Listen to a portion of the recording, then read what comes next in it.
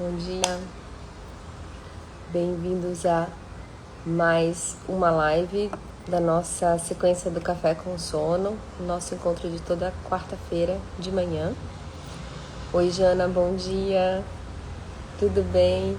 Oi, Lu, bom dia.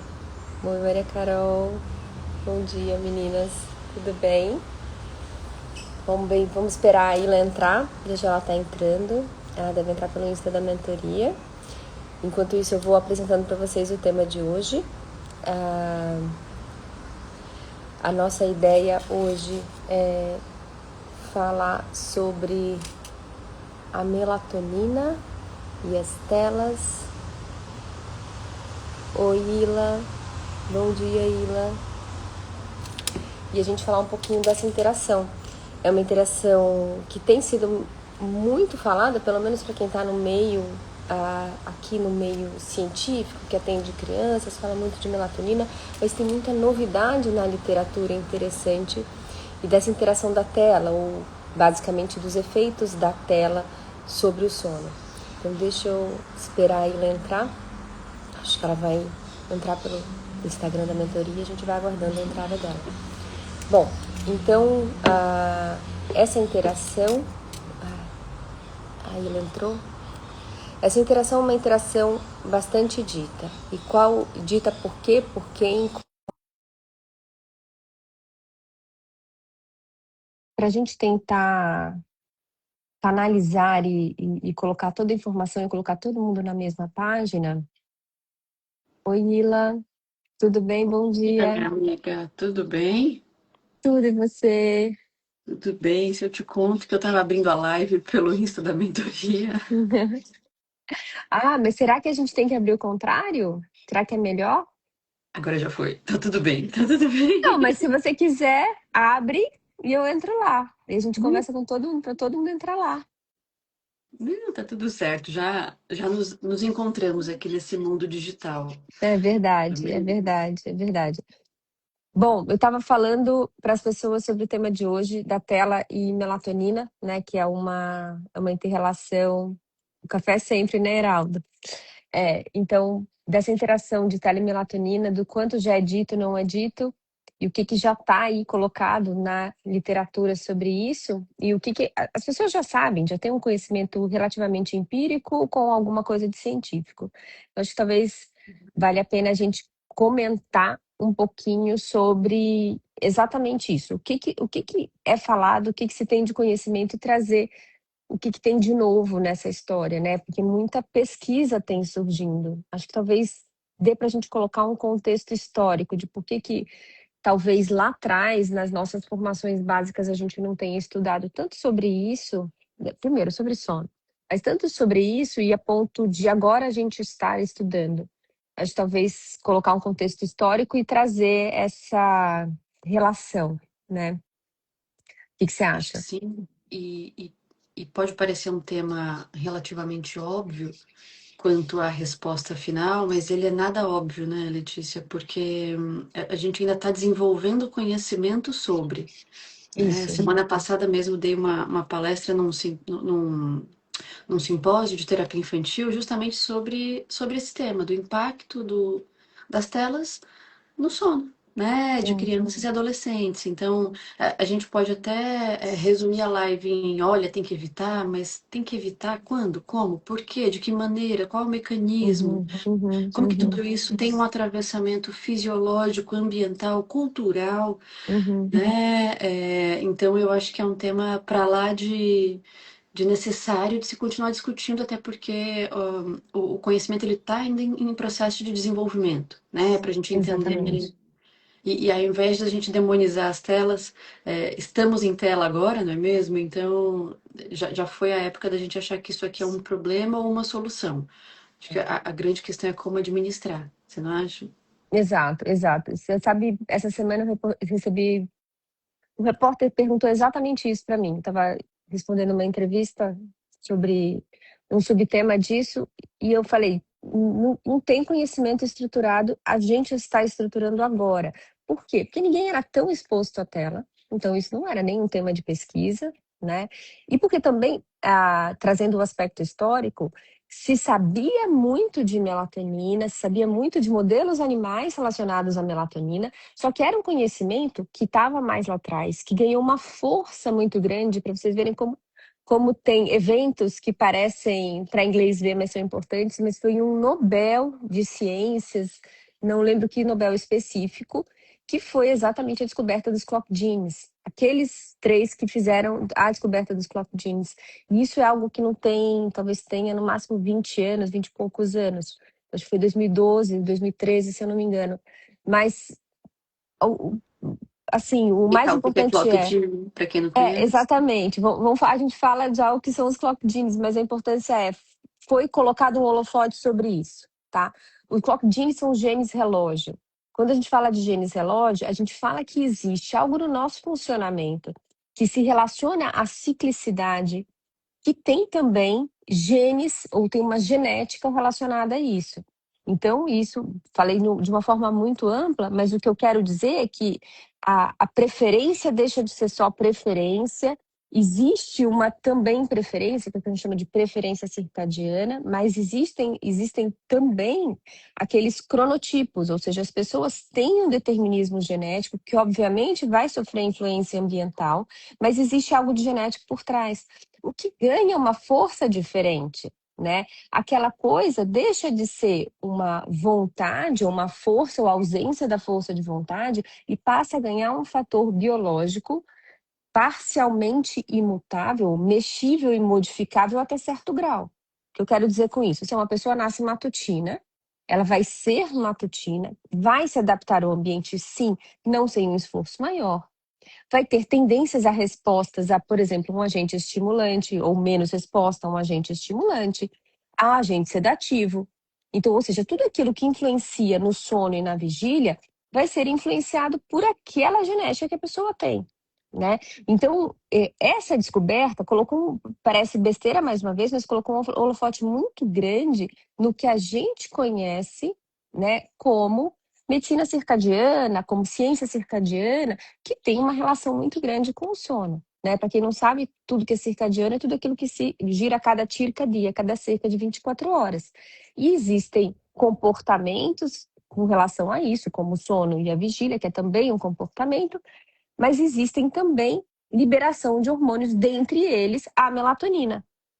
E é um hormônio que vai mostrar, é mais um hormônio cíclico do nosso corpo, mas que ele sinaliza para o nosso corpo o claro e o escuro do ambiente. E ao fazer essa sinalização, ele promove a sua propensão ou não a dormir. Se você vai se comportar para isso ou não é outra história. O que você vai fazer com essa propensão ou não é outra história, mas é isso. Então, e aí daí eu puxo o gancho das telas, né, Ila? Então, contextualizando de que, embora a gente já tenha muito trabalho científico lá atrás, o holofote caiu mais tarde sobre esse tema, com a maior exposição que a gente teve com telas depois, né? Então, depois do quê? Depois do advento delas, das telas estarem na nossa mão, da pandemia, né? Que a interação se tornou por tela e que muitas coisas que eram feitas somente no presencial são feitas atualmente no digital através de uma tela, né? E aí, quem está no meio dessa história? A sociedade, as crianças, os bebês. Eu acho que tem um contexto talvez interessante que seria a gente trazer o que existe de influência de tela nas diferentes faixas etárias, se a gente fosse falar bebê, escolar, pré-escolar e o escolar barra adolescente, né? E acho que quando a gente fala tela, também é importante dar um passinho para trás para dar dois para frente, né, Letícia? Tela já é uma palavra muito genérica, né? Então, que tela? Né? É um telefone celular? É uma televisão? É um tablet? Qual o conteúdo dessa tela? Né? Então, eu estou assistindo um desenho, estou jogando um jogo. Qual a proximidade dessa tela do meu rostinho?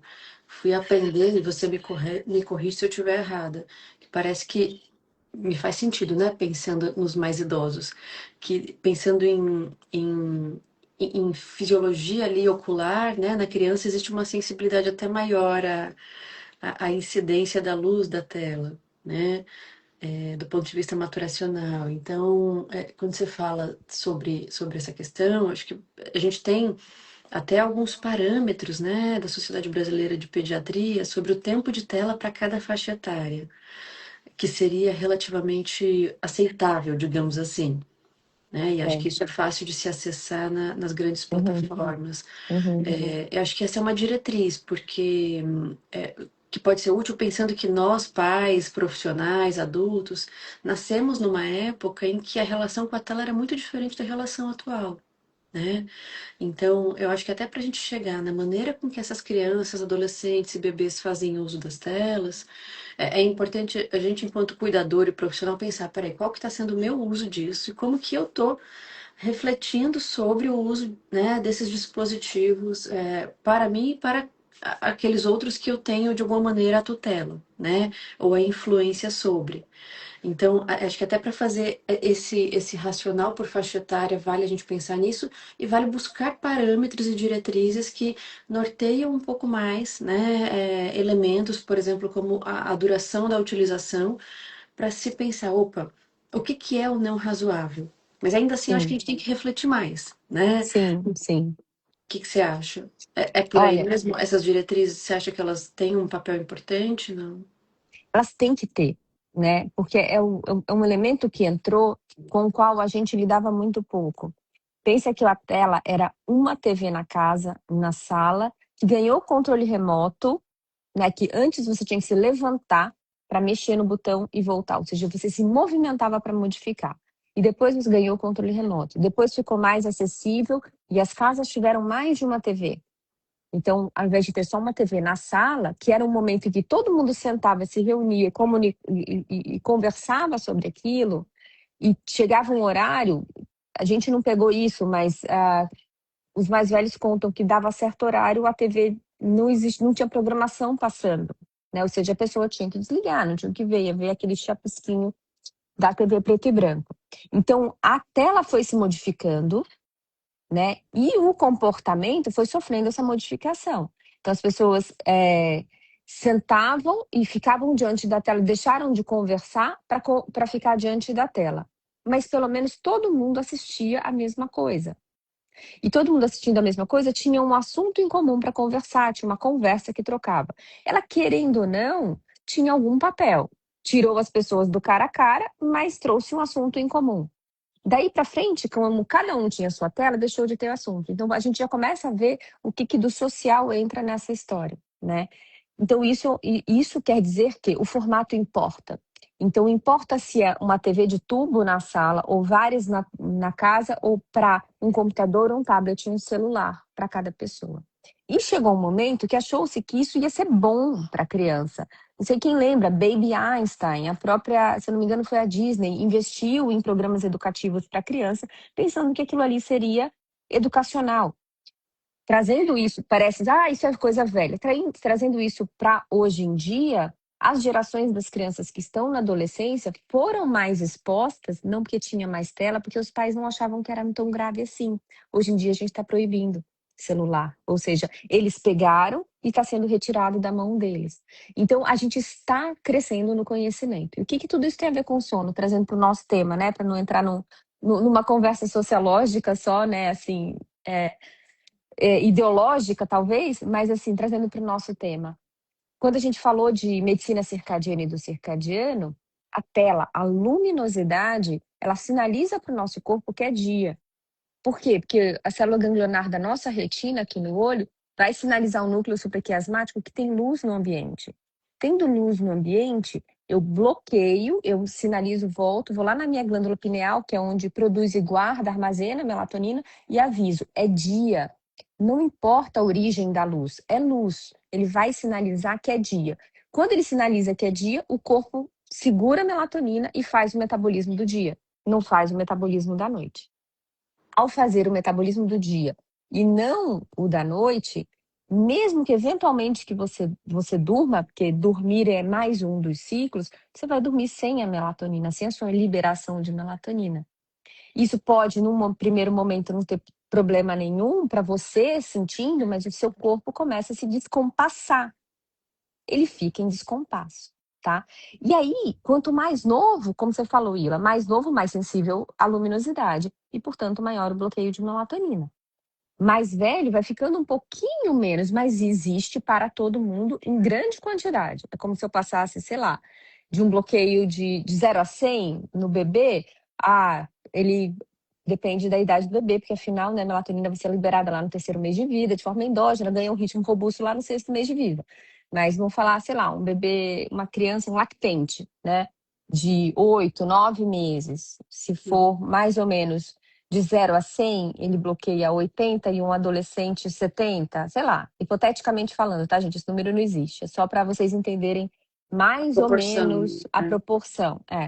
E o que é importante disso? Eu acho que é importante a gente entender que para dormir a gente não tem só esse mecanismo.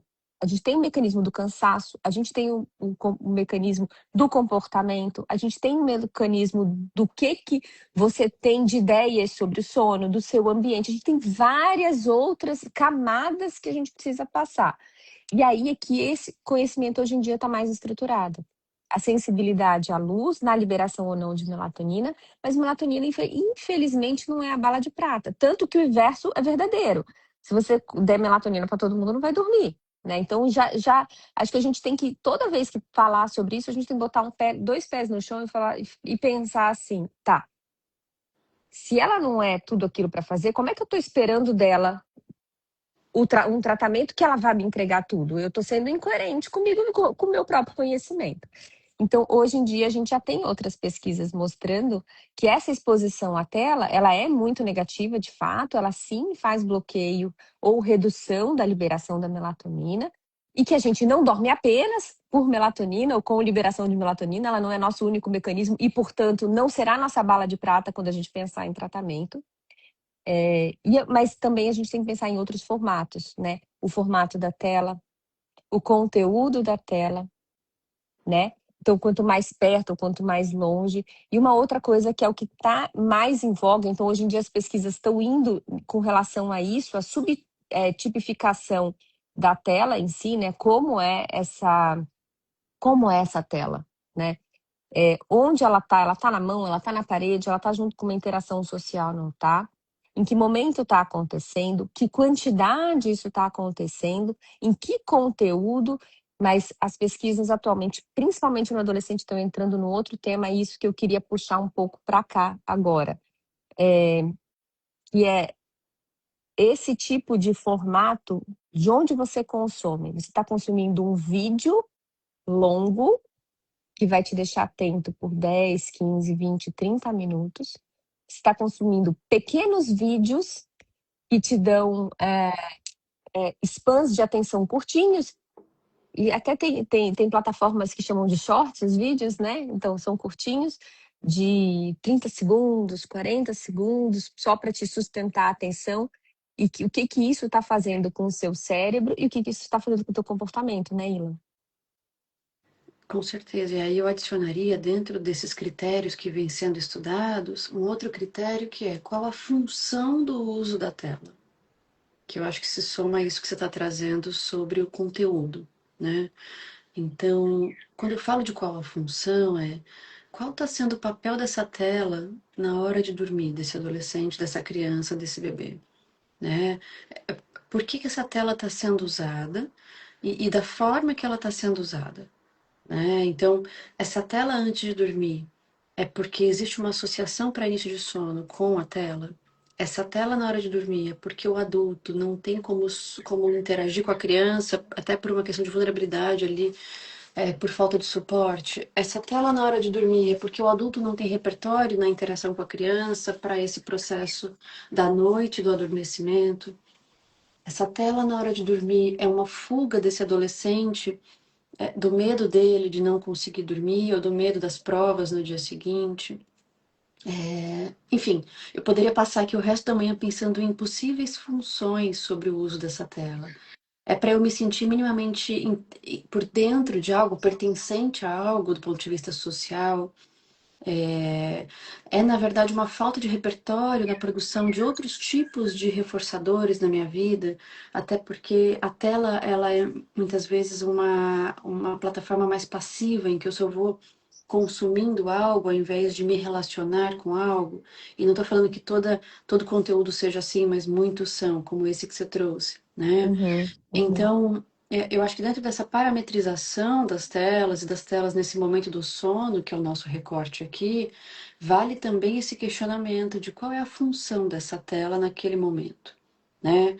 É, e é claro que eu entendo que, ainda mais dentro do adolescente, a gente já falou aqui várias vezes, da famigerada tempestade perfeita, muitas vezes é a hora que o adolescente tem para interagir socialmente e dada a configuração, inclusive social nossa, né? Cada um morando aí na sua caixinha, a tela acaba sendo, né? O dispositivo eletrônico acaba sendo uma forma de acessar.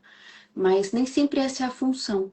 Letícia, tanto é que a gente tem também, claro, né, no extremo, casos de dependência ao uso de exato. tecnologia, jogos, enfim, eu sei que esse já é um outro extremo que renderia outras lives, mas eu acho que uma das principais perguntas que eu gostaria de agregar aqui é qual a função dessa tela, né? Então, qual é a função dessa tela às 7 da manhã nossa aqui?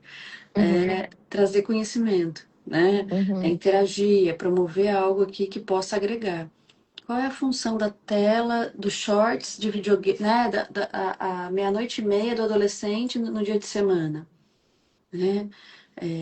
E aí, claro, com esse empilhamento fisiológico da melatonina, da luz, da própria privação de sono, porque quanto mais tarde eu durmo, mais cedo eu tenho que acordar para ir para a escola, mais privado eu fico de sono. Uma noite assim, tudo bem? 2 noites assim, tudo bem? E ao longo de semanas e meses, né? É como você disse, qual o impacto, não só dentro dessa questão da sincronização, né? Circadiana, mas também emocional, social, metabólica. Então, eu acho que dentro desse nosso letramento digital, a pergunta de qual a função do uso dessa tela é uma Uhum. pergunta importante. O que que você acha? Super, muito importante. E a questão maior é que, se você parar para pensar em níveis de pesquisa, o que que se pesquisa nisso, a função não tem sido tão pesquisada, porque isso é uma camada muito mais profunda. Ela é a união de tudo isso que a gente acabou de falar. Porque há pesquisas de formato, de intensidade de luz, né? Então, hoje em dia, a gente já tem formato, intensidade de luz, tipo de conteúdo, que é onde as pesquisas estão indo, e elas estão vendo que aquilo que a gente pensava em justificar a luminosidade em si como o maior vilão, não é de fato a luminosidade em si somente. Aproveitando esse comentário para responder a Jana, que perguntou se a luz ambiente de leitura também bloqueia. Bloqueia e reduz a liberação de melatonina, qualquer luminosidade, independente de onde vem, tá? A grande diferença para uma tela é se você está com ela mais direta no olho ou se você está assim. Então, a gente também tem que considerar a incidência da luz. Se a incidência vem assim ou se a incidência vem assim.